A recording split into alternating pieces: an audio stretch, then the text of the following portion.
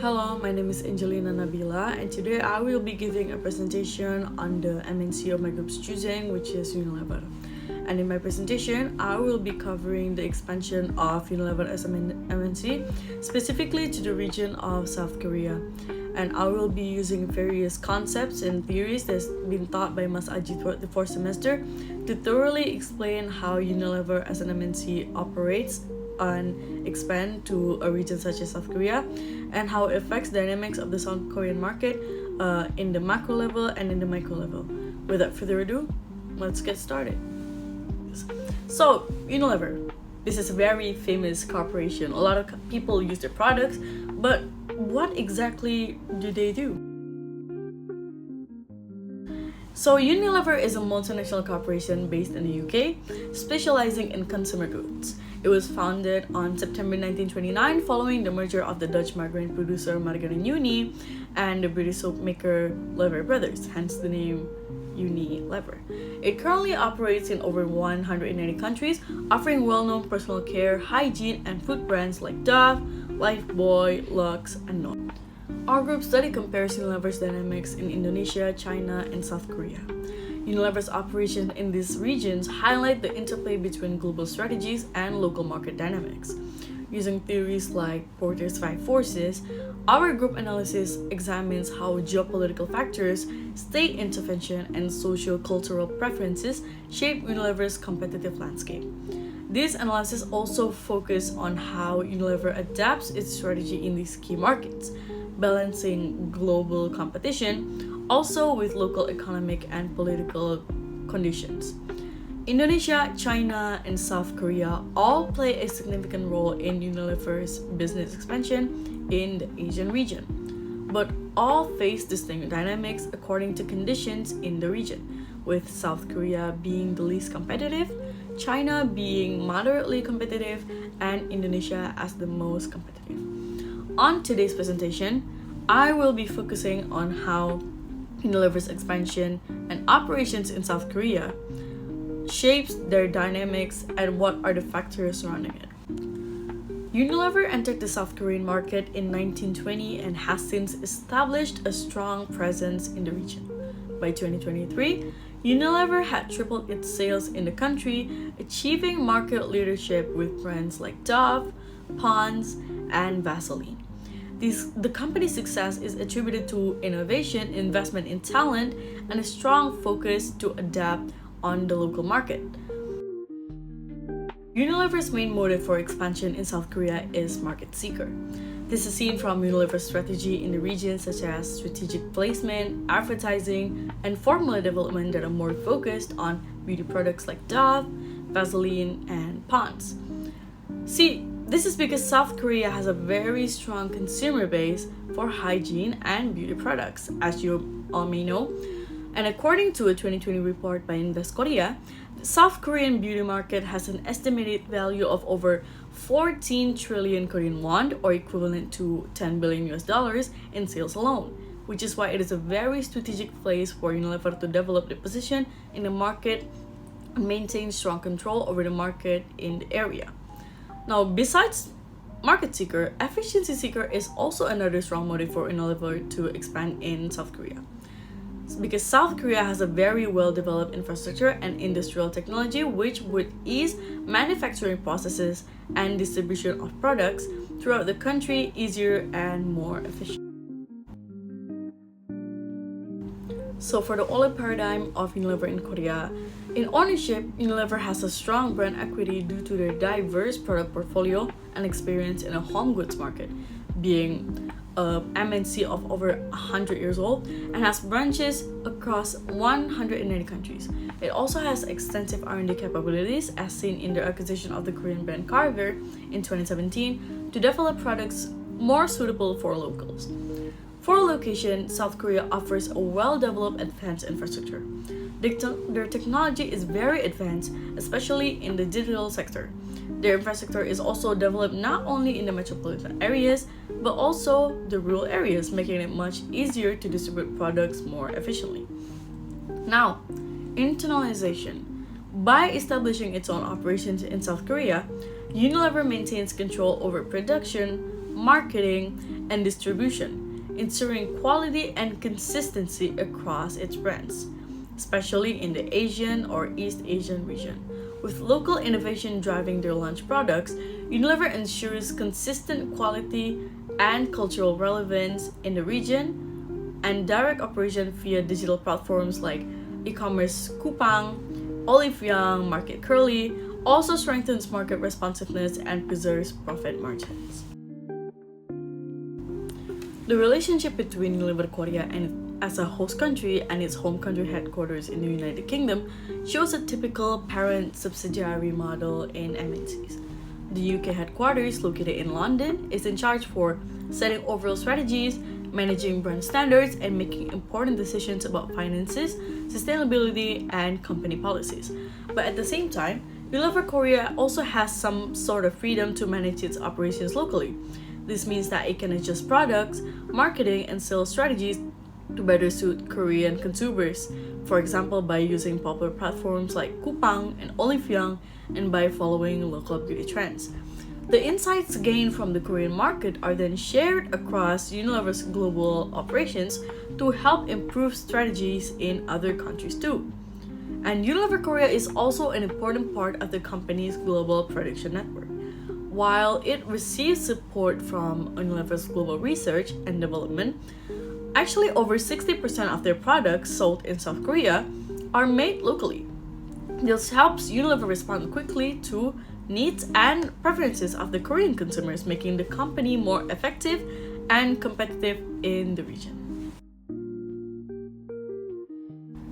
Its South Korean headquarters in Daejeon acts as an expand center for certain functions such as R&D center, local marketing, distribution, and operational support. It also operates as a profit center by managing both its revenues and expenses to deliver operating profit within the South Korean market. This means that production, sales, and administration within the South Korean region are overseen by the UK office but still controlled and monitored locally. So for this part, I am going to breaking it into points. Firstly, we have chance, which South Korea has a big consumer base for beauty products, which is why it has a big chance in South Korea. Frame strategy in South Korea involves e-commerce, creative online advertising, as seen from the switch in sales strategy from only selling physical resale stores to now selling and adapting in e-commerce. For demand conditions, because Korea has a nationalistic and selective consumer base, Unilever has to adapt and develop their product to cater to local preferences. So government. The Korean government is actually supportive of foreign businesses, but they're a bit difficult to maintain because a particular product like ginseng, aloe, they have to have certificates and license to cultivate. For related and supporting businesses, Unilever in Korea is supported by e-commerce, creative advertising, and digital ecosystem, especially external distribution networks. As for factor conditions, Korea has a well-developed infrastructure, but the metropolitan area is usually it consists of mountains, which are useful to cultivate herbs, and then islands like Jeju is useful to cultivate like sea-based resources. Now we have gotten to my favorite part, which is the five forces. So Unilever holds a relatively weak and non-dominant position in the South Korean market. This is largely due to very selective consumers and strong loyalty towards local brands such as Lotte, Laneige, Cosrx, and Innisfree. So these domestic companies have deep cultural resonance, offering products tailored to South Korean consumers' preferences, such as traditional flavors and trend-driven beauty items like glass skin, clean beauty. And in contrast, Unilever's global products are often seen as less compatible with local expectations, limiting their appeal and market reach. So, first part of competitive rivalry. Unilever faces intense competition in South Korea's FMCG and personal care sectors because local companies like Amor Pacific, LG, and Lotte dominate the market. Brands such as the previously mentioned hold over 30% of the skincare market, while Unilever has less than 5% of the personal care market. This is data done by the Euromonitor article in 2024, local brands benefit from strong cultural ties, rapid innovation, and effective use of trends like K-pop and local influences, making it harder for a foreign company like Unilever to enter the market. And next, we have bargaining power of buyers. Korean consumers have strong bargaining power. This is largely, as I've mentioned before, it is the nature of South Koreans that tend to be selective and loyal towards local brands, especially those reflecting national preferences and using local ingredients, making it difficult for foreign brands to gain acceptance without significant adaptation. The extensive use of e-commerce platforms like Coupang, Naver, Olive Young, etc. by Korean consumers also make it easy for consumers to compare products and switch brands if expectations are met, which is why the bargaining powers of South Korean buyers are high. Bargaining power of suppliers. So supplier power in South Korea is generally low, except for specialized ingredients. Because Unilever's global scale, it allows it to negotiate favorable terms for common raw materials. But for specialized ingredients like ginseng, green tea, the supplier power increases due to scarcity and certification requirements from the government. But generally, it is low except for these particular products. So, threat of new entrants. The threat of new entrants in Korea is moderate. While the market is saturated and dominated by established brands, digital startups like Market Curly, which are gaining ground with premium and convenient offerings. However, building trust is challenging due to strong loyalty to local domestic brands. As I mentioned before, they like local ingredients, local preferences, etc., etc. Which is why the threat of new entrants is moderate. Threat of substitutes in the South Korean market is high.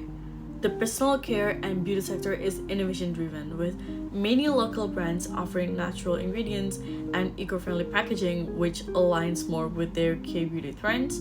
Local brands like Innisfree, Laneige, and etc. acts as a direct substitute, forcing Unilever to constantly adapt, which is why the threat of substitutes is pretty high. Sustainable business model canvas. I will also be breaking this part into points. Firstly, there's the value creation. Key stakeholders. Unilever Korea engages with broad network of stakeholders to ensure its operations are effective and aligned with sustainability goals. This includes suppliers of raw materials, as I mentioned before, for the particular products, focusing on packaging innovation and natural ingredients to support Unilever's environmental objectives. And also major e-commerce platforms such as the mentioned before Olive Young, Coupang are also crucial partners for online sales and marketing. Now, this is why distributors and retail partners, including premium department stores, help maintain product visibility. Logistics partners ensure efficient and timely product. Key activities. So Unilever Korea focuses heavily on local product innovation. As I've mentioned before, over 60% of the local products sold by Unilever in Korea are developed and produced locally. This is data we got from Unilever report in 2023, allowing a quick response to changing trends. The company also invests in digital marketing through social media and influencers to build brand awareness and loyalty. E-commerce, logistics, and fulfillment are key operational priorities due to Korea's digitally advanced consumer market. And the business also prioritizes sustainable sourcing and packaging development, responding to growing consumer demand for environmentally friendly products. And then lastly, ongoing market research into consumers' behavior, particularly K-beauty trends, drives product design and marketing strategies. So key resource and capabilities. Unilever Korea leverages several strategic resources. There's globally recognized brand strengths with names like Unilever has Dove, Vaseline, Pond's. And they also have a very strong R&D centers that develop market-specific products, as I mentioned before, like the Carver acquisition, and also finance capital provided by the UK at headquarters, as well as an established distribution network across online and offline channels from the physical retail stores and also online e-commerce. Value delivery. Firstly, there's the customer relationship. Unilever Korea cultivates strong customer loyalty by using influence partnerships and community engagement campaigns to connect with consumers emotionally. For example, there's the one from Dove. I forgot what it is, but I'm gonna put it here. The company actively engages in feedback loops, gathering insights from digital channels to refine its offerings. Personalized digital experiences such as quizzes and tailored products recommendations enhance customer satisfaction and brand loyalty. So, channels. Unilever employs a wide range of channels to reach Korean consumers. Top e-commerce, like I've mentioned this over and over again, Coupang and Olive drive online sales. And official brand websites of Unilever also has a direct-to-consumer experiences, and offline company partners with department stores and specialty beauty retailers. Social media like Instagram, YouTube, TikTok also serve as brand engagement and product marketing given their popularity with the target audience. Customer segment.